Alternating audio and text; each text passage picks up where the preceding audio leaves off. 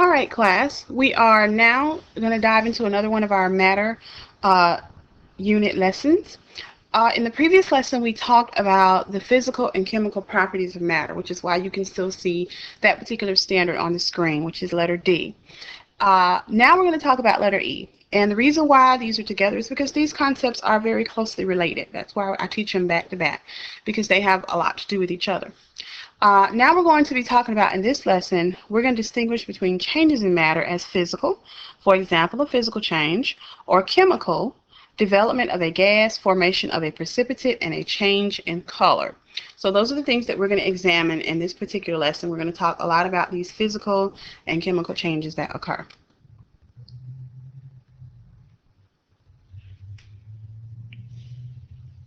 All right, first let's talk about what physical changes are. Physical change is any change in the shape, form, size, or state of matter where the identity of the matter stays the same. Remember when we were talking about physical properties in our previous lesson, I mentioned to you that a physical property can be observed without matter changing its identity. Well, physical change is similar to that. We can observe and know that matter has gone through a physical change when the identity of the matter stays the same. It's a physical process that has occurred.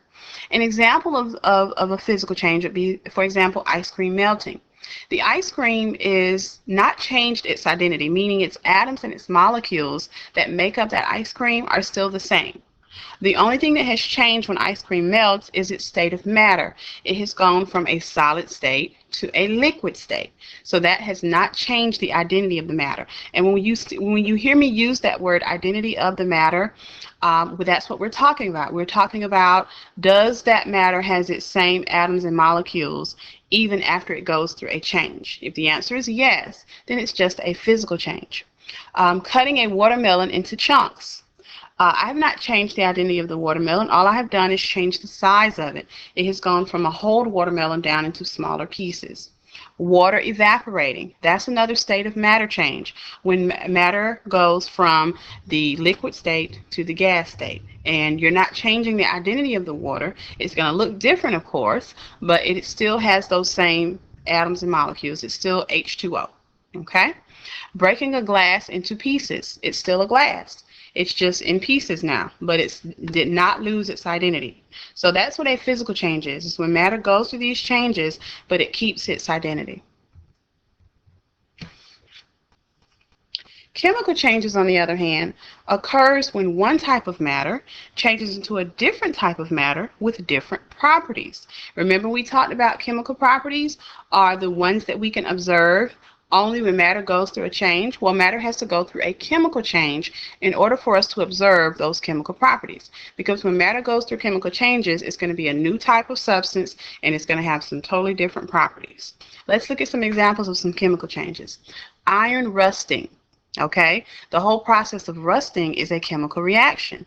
It's where that metal is going to react with oxygen and the moisture that's in the air, and over time it's going to rust. Okay, and that rust is a different substance that forms on top of that metal. I could take me a knife or something and I could scrape that rust off of that metal, and it's going to have totally different properties from the metal that it's formed on top of. The process of photosynthesis, which is a process through which plants make their own food. That's a chemical process. That's going to be a chemical change. That plant is going through this process and making a totally different new substance from what it started with. Silver tarnishing. The word tarnished is a color change. It's when certain metals will kind of change or fade into a different color, and that's what we call tarnishing. Apples turning brown when exposed to oxygen. We've all experienced this before. You cut an apple in half, you let it sit in the oxygen for a few minutes, and you'll notice that the white skin of the apple starts to turn brown. That is because a chemical change is occurring, causing that apple to turn brown. Some type of reaction is occurring. Baking a cake. A lot of the cooking that we do in the kitchen involves chemical changes. The atoms and molecules that were in our food when it's raw, it's going to be something different from when it's cooked. Okay, so I have like a totally new substance. Now, a lot of times students are like, well, how am I going to know if a chemical change has occurred? There are signs. There are 6 signs that a chemical change has occurred. All right, and let's look at some of these signs. First of all, a gas is produced. That's an obvious sign. When you mix vinegar and baking soda, you can obviously see bubbling or fizzing.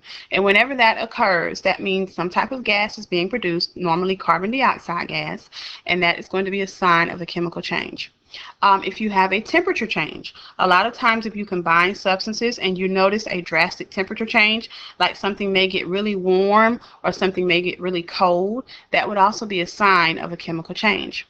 A solid is formed. If I take two liquids and I put them together and I form a solid, that would be a sign of a chemical change. That's a new substance. And we would call that solid that has formed a precipitate. That is a word that is mentioned in your standard. Whenever two liquids come together and they form what is called a precipitate, that would be a chemical change. We have formed a completely new substance. A permanent color change, okay, would also be a chemical change. An example of that, a really good example of that, is when leaves start to change color in the fall, around October, November. When those leaves are starting to change their color, that would be an example of a permanent color change. And it's because of a temperature change in the air that you have a reaction that goes on with that chlorophyll inside of those leaves that causes them to start changing their colors. If a substance disappears, okay, that would also be a sign of a chemical change. If you have an odor change, that would be a sign of a chemical change.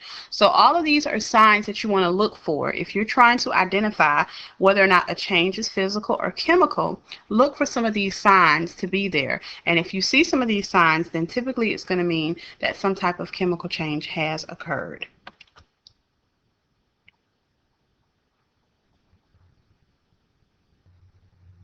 Okay, I am going to, this is kind of like an activity slide here, like we had in the previous one where I wait for a few seconds to let you answer. I'm going to be silent for a few seconds. I want you to look at these 6 pictures and I want you to think about what type of change is occurring, but not only what type is occurring, but see if you can explain to me why each one of these changes would be physical or chemical. 60 seconds.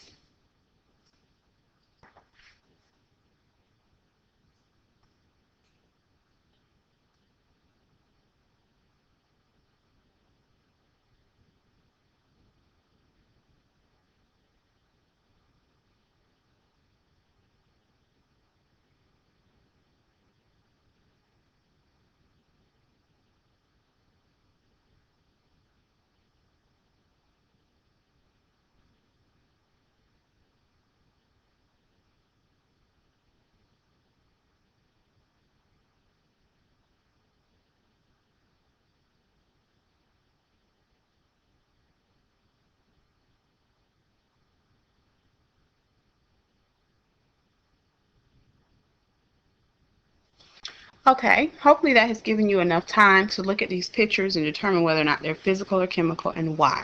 Now let's look at these pictures together. Let's look at this first picture where you have a fish inside of a frying pan. Well, we're cooking the fish, okay? So if you said a chemical change is occurring here, then you are correct. Because what's happening is that the atoms and molecules that make up that particular fish inside are changing to new substances, which are causing that fish to go from a raw fish to a cooked fish. So that would be a chemical change. All right, the second picture with the ice cube melting would be physical. We are not losing our identity. Matter is still going to keep its identity. It's going from a solid to a liquid, so it's still made of the same atoms and molecules. Burning fire. That would be an example of a chemical change. We're burning this fire. It's going to become a totally new substance that has totally different properties. A banana turning brown. You've got a permanent color change here. So this is definitely going to be a chemical change. The peel of that banana is having a reaction with the oxygen in the air, which is causing it to turn brown. Now this picture might have been a little bit confusing, and as I was sitting here looking at this picture waiting, I looked at it and I'm like, well, this kind of looks like bubbling going on, which we said in the previous slide is a sign of a chemical change. However, we have to be careful with the bubbling because in this situation, this is actually water boiling. And when water boils, yes, you will see bubbles, but that is not going to be considered a chemical change because all that happens when water boils is it's changing from that liquid state going into the gas state. So you're not getting a new substance, okay? And those bubbles are not, it's not like they're being produced because something new is being formed. Okay, so we have to be careful with that. So this one would actually be a physical change. It's just the whole process of boiling water, which is going from the liquid state to the gas state. And then of course our very last picture here is slicing bread, which is a physical change. I'm not changing the identity of the bread. I'm only changing the size of it. I'm going from just a whole loaf of bread down into individual slices.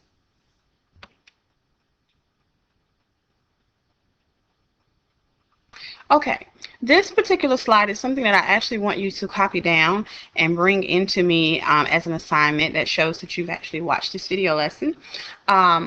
This particular table, you need to draw it out on a piece of notebook paper. And what I want you to do, I have given you 5 substances here, and I want you to be able to tell me, okay, with each substance, what could I do to that substance to make it a physical change, and then what could I do to this substance that would be a chemical change? So you got to kind of think about the process here. Instead of me giving you an example like I did on the previous slide and you telling me what type of change, we're going to flip it up. I'm going to give you a substance, and I want you to tell me how could I change it physically, and then how could I change it chemically. All right, so make sure you copy down this particular table on a piece of paper, and this will need to be brought into me completed. That concludes our lesson on physical and chemical changes.